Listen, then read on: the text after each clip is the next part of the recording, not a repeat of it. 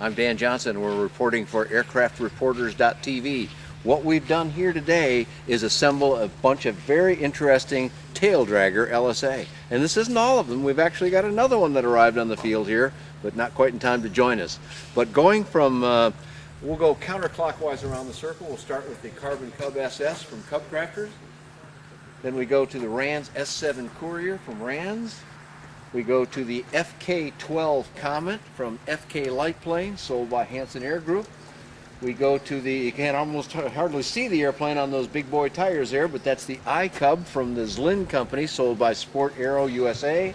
And we come around to the final part of the circle, the American Legend from American Legend Aircraft Company. Now, there are differences in these aircraft, though. There are differences in all of them. The one thing they all share is they're all Taildraggers. And I don't think any of these airplanes convert to anything but a Taildragger. So these are Taildraggers meant to stay this way and remain this way. And this is what an awful lot of people love. Now, we've got two Cubs, the Carbon Cub and the American Legend Cub. And these are some of the most popular airplanes in the LSA space. It's about 1 in 5 SLSA or Special Light Sport aircraft that have been sold are one of these two models. But we've got some others that look very similar in some ways. One that doesn't look so similar, but two that do. This is the iCub from Zlin and the Rands S7. Rands has been around a long time with this airplane, and this has a distinction of being one of only 2 airplanes that ever qualified as a primary category aircraft and is now available 3 ways, and we'll do some of this with the rest of them, but as long as I mentioned it, the Rands is available as a kit, as an ELSA, or as an SLSA, so you can have that one any way you want. The iCub is a newer model. In fact, we knew this model as the Savage aircraft, a name I never loved, but I like the iCub a lot better. It has that sort of unusual name because it's got an eye device inside it. We'll talk about that some more in a minute too. But they've got this one set up on some big Tundra tires. Finally, the last of the Taildraggers looks a little different than all the other ones. That's the FK12 from Germany. Being sold in this country by Hanson Air Group, and it's obviously a biplane. You can see that part. What you can't see is that those wings fold back, and it's got a variety of cockpit configurations, and it's going to be fitted with a Lycoming engine so that it can be used aerobatically because that aircraft is qualified for that. But there's one here that's got a little different engine than all the rest of them, and is actually one of the distinctive qualities of the Cub SS. So I need a little help with the engine. This is Chris Cater. Chris Cater. He's from Cub Crafters and is representing this airplane here at the Midwest LSA Expo. Tell me a little bit about the engine here. Well, basically what we have here is a ECI Stroker 340 engine. It's essentially a Lycoming 0320 clone that we stroked to 340. And then we put a lot of our own lightweight components on there, exhaust, oil, air mix, lightweight alternator, lightweight starter, and we've kind of bumped the TBO up quite a bit too to 2,400 hours on the TBO. But it's a 180 horsepower engine for 5 minutes, and then under the SLSA certification, it's reduced to 80 horsepower, which is normally the way you fly it anyway. I see. Okay, that's a typical kind of cruise number. Yeah, but you have the 180 horsepower for takeoff in the first 5 minutes. Makes an impressive performer. And believe me, it doesn't take 5 minutes to get in the air. It'll take off across the runway. I saw it.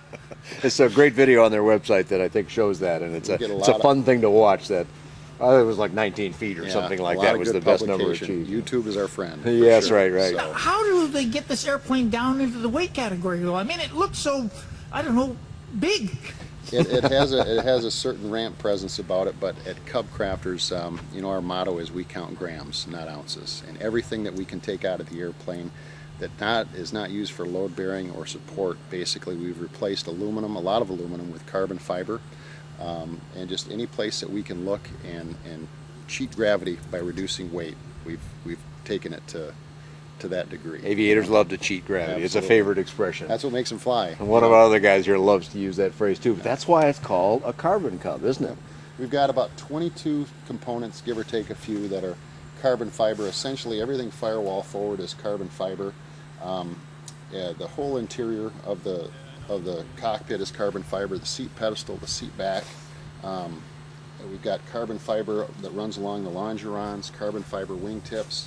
But we really have reduced. I mean, even components like right here. Am I not looking at this here? Yes, this is all carbon fiber. It's got that distinctive look. Now, sometimes that look can just be a look, but in this case, it's the real McCoy. It is, and the thing is the whole engine, everything that's carbon, essentially is carbon material with an epoxy. But everything looks like that. We just keep some of it that raw carbon look, and then we paint some of it.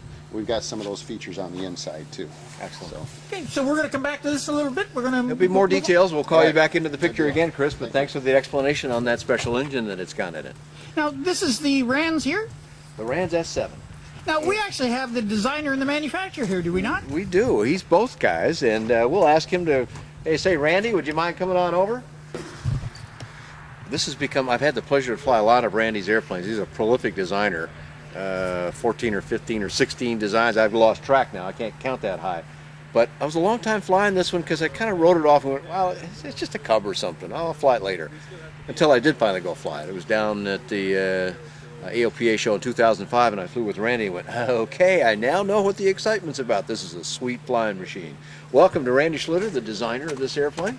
Thanks Good for coming on out here in the afternoon, mist Mr. with us Johnson, at the Midwest LSA Expo. Yeah. So you've got an airplane here. It's how long have you been making the S7? Since 85. 85. So if I can do the math real quickly here, that's like 26 years that this airplane's been on the market. That's a long time, and it's gone through a lot of changes. Early ones had two We strokes, did lost they count not? of the changes, man. So I'm sure you yeah, did. the original 7 was 390 pounds with a 503, and it quickly advanced to about a 720-pound airplane with a 100-horse engine. So you doubled the empty weight and Double the double the horsepower. horsepower. More than double the horsepower. Yeah. And 1320 gross. I think back when it was a 400-pound airplane, we had about a 900-pound gross. So we've always had almost a 2-to-1 on the lift.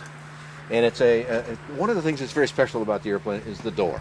Now that seems like a Well, simple thing to look at the about the doors. airplane. Pardon? The doors. The doors, yes, right. There's two. We don't have them both open here, but it's a giant door. It may not look that way from this perspective or whatnot, but if you, as we go around the circle here and compare the other airplanes, they've got some wide openings, but getting into both seats is not so easy as it is in this airplane. And you know, doors, who's interested in doors until you have to get in the airplane, and then the door makes a lot of difference. And for folks that kind of look at an airplane like this and go, gee, I don't know if I can get in it, well, that might be true with some, but with this one, it's going to be a lot easier. But the real magic is how well it flies, and you've done a great job with it. It flies wonderfully well. And we've made some changes that you need to come and fly it again. Oh no, I have to go fly it again? Yeah. That sounds like an invitation, and I'll take you up on that, because it is one of my favorites now of all the many. So how many designs have you done? I was trying to count. 16 or more? We produced over a dozen. We put over a dozen aircraft in production. Into production. Now they're not all in production anymore. You've taken some of the We older do, models out. We do 6 in production now, and we do part service on all of them, though. Still on every model you've ever made. So that's a great thing to know. It's one of the great beauties of buying from a stable company that's in the U.S., been around for a long time, has a good credential. How many airplanes flying? Over 4,000.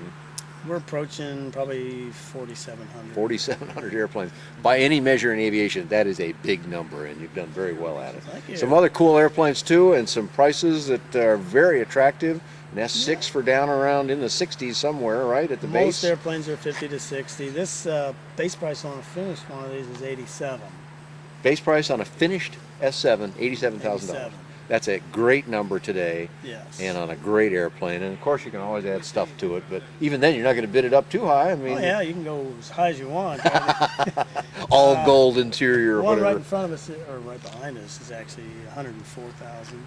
Is that right? Okay, so this one equipped as it is, and we'll stick our nose inside it later. But thanks for coming out to talk to us right now. We'll Appreciate continue it. around the We'll circle, see ya Randy. later when it's dry. Yep. Okay, Dan, this is totally different than any of the ones we looked at in the circle. It's the only one with a full set of wings, you might say. That is top and bottom.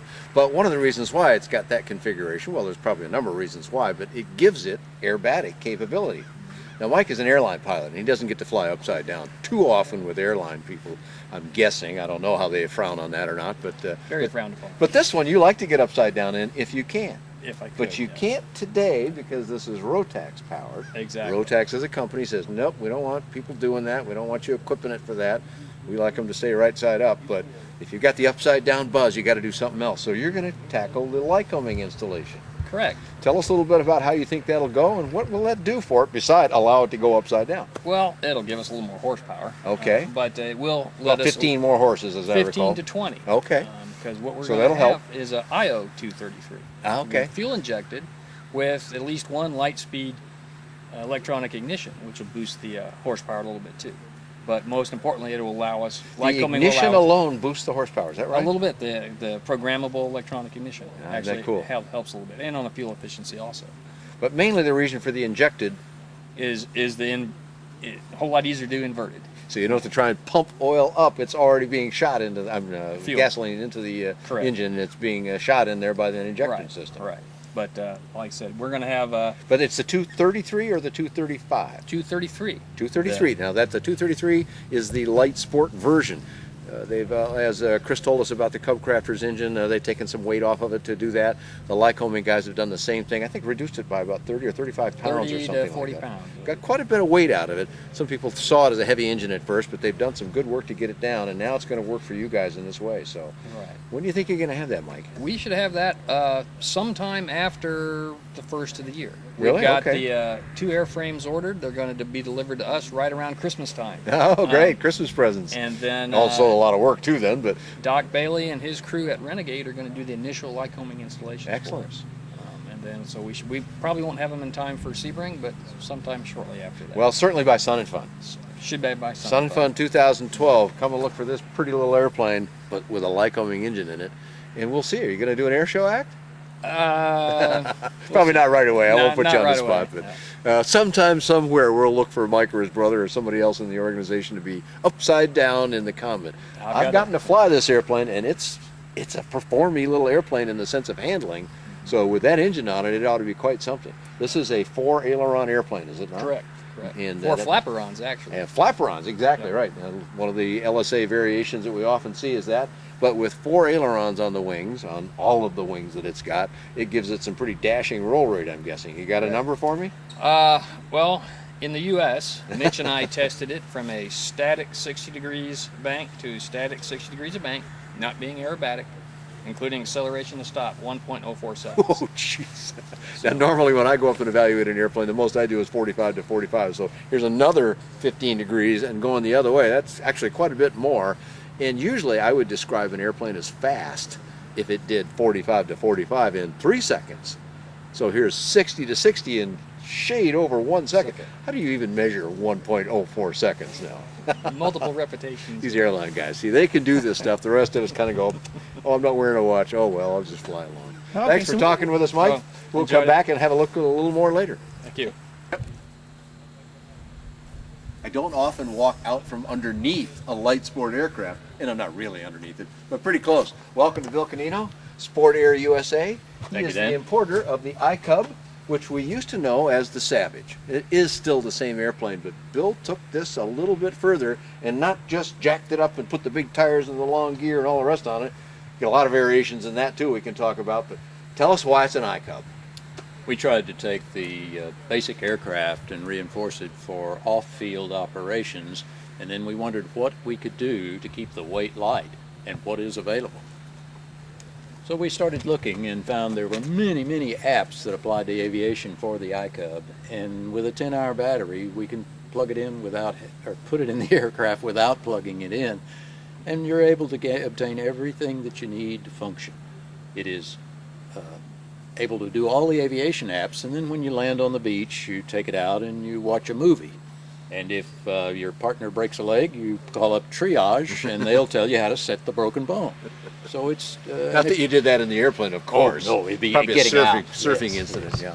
so it's a very versatile tool that you can take and do your email and yet put it in the aircraft. This aircraft has its own wireless system, so it can transmit all the data to the iPad and to your partner if you're flying formation. You want to change locations, you just change it here and his iPad updates. Now, this is an amazing concept here. We've heard about wireless in the airliner. Some people have touched on that, and okay, great, you can keep doing your email while Delta transports you across country. This is a whole different thing now. So here you are, iCub 1, iCub 2. You're telling me one can talk to two? Yes, as a matter of fact, Through this wireless system? when we do our engine run-ups for maintenance, our maintenance director stays in the hangar and watches his iPhone, and he can tell all the functions of the engine from his desk.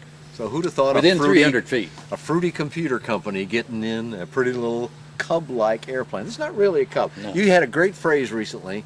Bill's organization puts out a lot of news about what they do. It's great, keeps us all informed, those of us in the media end of things. And you used a term recently, you called it a Cub fly-alike. And I went, Yes.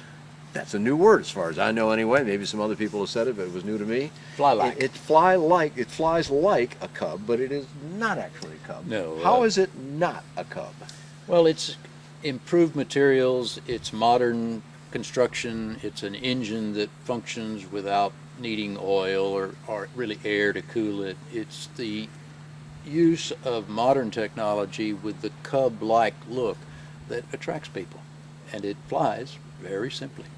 I landed here at 38 knots yesterday with a load including me. A very Almost easy full flying fuel. airplane. Now, one of the models of the what used to be known as the Savage, and it's still the same airplane, so it would have it. Had a line of VG on it. Yes, it's still a Savage. The manufacturer is Lin, the model is Savage, or the make is Savage, and the model is Cub. But And so they're then- still manufacturing the other two models, or Yes. actually there's three models, I guess. Yes, It's a they're- total of 4, as Yes. I recall, Uh, with the some new classic. prices on them too, by the way. But we've just lowered the prices in response to some of the issues that we're seeing with the euro. The euro dropped a little bit, and we're tied to it, so we keep our price at the same location. so give us the range. Well, since we touched on that, the price is important to a lot of people, and I don't have the numbers on my tongue, but I'll bet you do. But the bottom end, the basic model, classic, I think you call it. Actually, the basic model is now the bobber. It's Ah, the okay. open airframe with the covered wings and tail. We'll talk And- about that a little bit and more in a gets out second, a but- little bit into customization. There are 26 different colors you can paint it, Yeah. even on the engine. Then next is a classic. Okay, but what's the price point of the bobber? I'm sorry, 65,000. 65,000 today. Ready That's to a fly. remarkable number. I'll go back in history just a little bit here quickly. 7 years ago, when the Light Sport segment first got life from FAA, people were talking about $50,000 or $60,000 being the right price. If you just add inflation or time value of money into that, you're at a bigger number than that. So people that said, "Oh, they're too expensive today," aren't paying attention. $65,000 for one model. Go on with some of the others, Bill. The next aircraft is the classic, the one that originally started to Lynn Savage, and it's at 72,000. Then the Cub with a heavier reinforced fuselage and wing and heavier gear is about 82, and the iCub is about 87. So each So one of still them, under 90 yes. grand. Now is that with big tires and stuff? Not this large, but 26-inch tires. Okay, yeah, Yes, these these are 30-inch, and they're bush giant wheels. tires. These are those tires that I told you earlier. When you land on pavement, you take $20 out of this pocket and you put it in the other pocket for your tire reserve. We like them on grass. The grass I is like perfect. these other guys. These are grass tires. Yes. Okay, well that's great. There's a lot more we could cover on this, but that was a great introduction to it. We'll probably come around here and do a little more, but thanks for talking with It's us, a Bill. fun plane and fun to be here. Yeah, it's great. Great to have you here. Where I'm going. Well, we're still here at the Midwest LSA Expo. We're still looking at Taildraggers, and now we've come to one of the leaders of the whole flock. These guys have done a great job for a long time. Pretty little yellow airplanes that everybody seems to love. Again, 1 in 5 of all the SLSA in the country are airplanes that look something like this, and most of them come from this country. But evidently they like to be color-coded, because we've got Dave Graham here from Legend Aero, and look at this now. It doesn't quite match, Dave. You're quite. going to need a little darker color, or repaint the whole airplane. I think it would repaint the airplane. There you go. Dave, welcome. Good to have you talking, here at man. the Midwest LSA Expo. A little bit of not the weather we'd love to have, but hey, we're here and we're having fun, and you got a big smile on as usual. Absolutely. So, what's new with American Legend? Yeah, well, American Legend introduced the Super Legend earlier this year. And what makes it super? What makes it super? It's got a couple of changes compared to the traditional Legend that you see here. It's got a Lycoming 0233 engine, which is multi-fuel capable, 115 horsepower. Multi-fuel meaning it'll run auto gas as well? Auto gas as well. Okay. And there's also And they are ready with that now, are they? the final documentation is being prepared. Okay. So we're starting testing probably in another week. Another week, okay. Yeah. So by the time most people see this video, that ought to all be ready, and you could deliver them. Yeah. Our first delivery is first week of January next year, and Okay. we've already got quite a backlog into next year. Excellent. With those airplanes. Good for you. Well, that's great. You've normally used this. I'm going to move the prop here just a Yeah. little bit so we can see that it says Continental on the valve covers here. Yeah.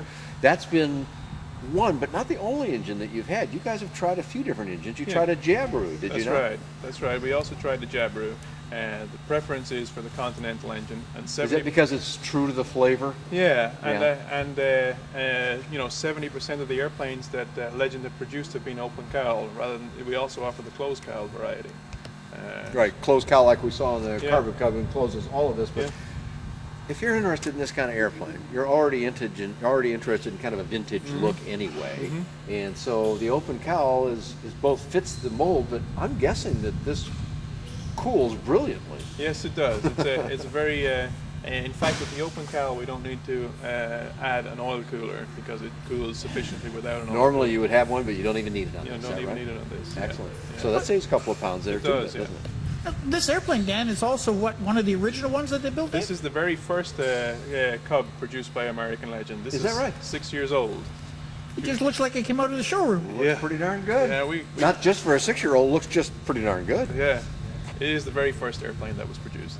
Excellent, excellent. Now, we talked about some other brands that got their certification earlier in some of our other videos, but American Legend was way up there. I forgot exactly where it was, 5th or 6th or something like that. Yeah, the company opened for business at Sun and Fun 2005 with 16 orders right at that show, and that was the first show that the LSAs were available at. And the first customer delivery took place later that year. And again, very early on, I don't know the exact number. Yeah, it doesn't matter either, Yeah. but it was an early participant. Yeah.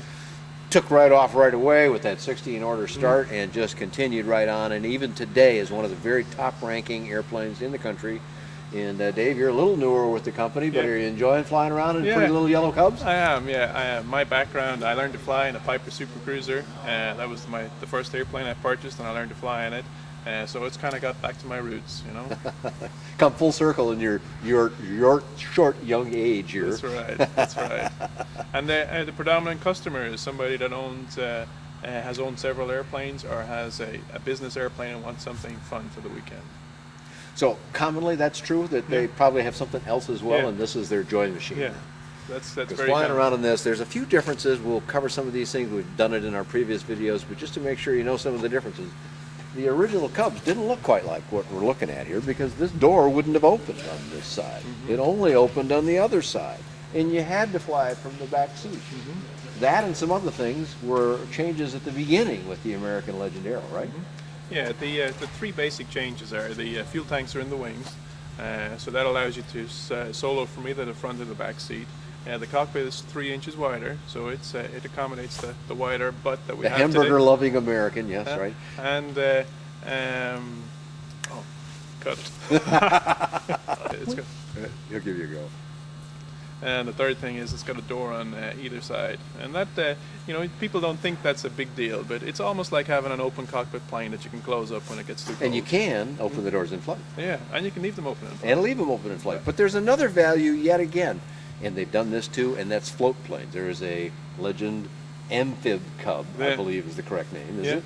And the beauty of it's an airplane with floats on it, obviously, but the beauty of doors on both sides is typically when you dock a high wing airplane or bring it to the shore, you do so at a dock, and if you can get out on both sides, that's a big advantage. Otherwise, you've always got to accommodate that, and that's not so easy in windy conditions. Yeah, that's right. And you know, with the door on both sides, you don't have to walk the wire in front of the floats. You know, it makes float flying much easier. Much better. Thanks for talking with us, Dave Very Graham welcome. from American Legend, and we're going to look some more at these airplanes.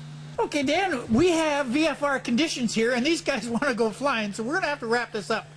But we need some addresses. What do we got here? Well, let's look at all of them real quickly so these guys can go fly. Finally, amen. Carbon Cub SS, you find more information about that from cubcrafters.com. A lot of information, very pretty website, a lot of details. Look for the Carbon Cub SS and you'll get more information about it. More information about the RANS line, and they've got both a line of bicycles and airplanes, so look for RANS, RANS.com, and then look for the little airplane symbol. Takes you to all their airplane information for kits and fully built airplanes, and if you want to, you can stray back into the bike side as well. For more information about the FK12 Comet, more of the FK airplanes, including FK9, but also the other airplanes that Hansen Air Group sells, go to hansenairgroup.com. That's HANSEN airgroup.com. For more information about the Savage iCub, go to iCub.aero. That's ICUB.aero. But When you get there, you can also explore the other Sport Air USA airplanes, including the Sirius and the Sting, all available if you go to iCub.aero. For more information about the Legend Cub and their line of airplanes, including the Super Legend and the Amphib Cub, and the Legend Cub, the original here, go to legend.aero, legend.aero. And now, we got to let these boys go fly. Thanks for watching today. Dan Johnson reporting at Midwest LSA Expo 2011 for aircraftreporters.tv.